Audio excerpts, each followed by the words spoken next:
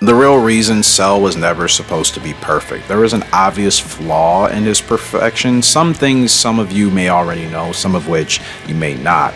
Most fans see Perfect Cell as the ultimate form of Dr. Gero's creation, but what if I told you Cell was actually never supposed to really reach that perfection? His design, his abilities, and even the way he was written in Dragon Ball Z all hint at the idea that Perfect Cell was not the true intention of his creation. But let's go ahead and break it down. Dr. Gero's true vision, the ultimate bioweapon.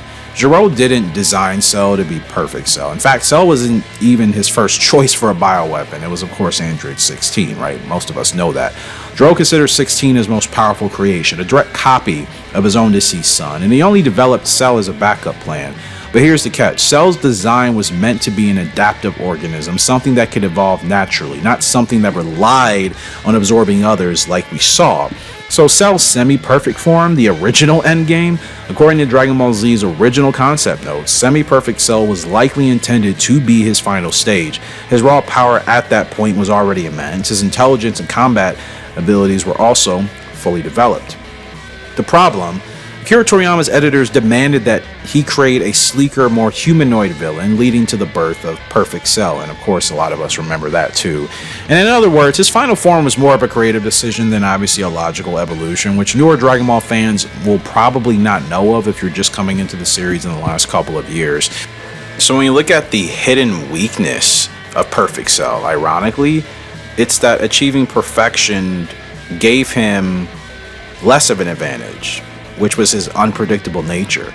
And in his imperfect state, Cell was wild. He was an evolving threat who could adapt on the fly, but as Perfect Cell became more of a thing, he obviously became overconfident, much like Frieza. He stopped learning from his fights and relied too much on his own perceived invincibility. This is ultimately what really led to his downfall against Gohan.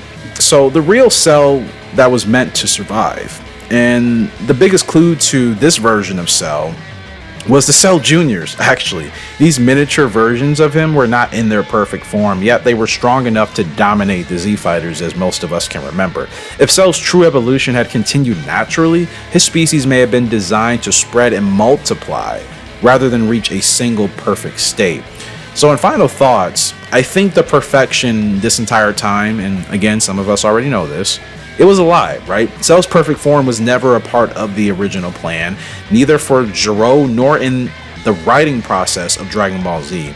He was supposed to be an evolving bioweapon, but his forced perfection ended up being his downfall, which is why I've always had a soft spot for him as a character, because I felt like he never really achieved what he was capable of achieving, yet he's so synonymous, he's so enigmatic in his presence on screen when we've watched him during that saga. And I just kind of wish we would have had really the true culmination of what Cell's danger was supposed to be. We got it, but not to its truest extent.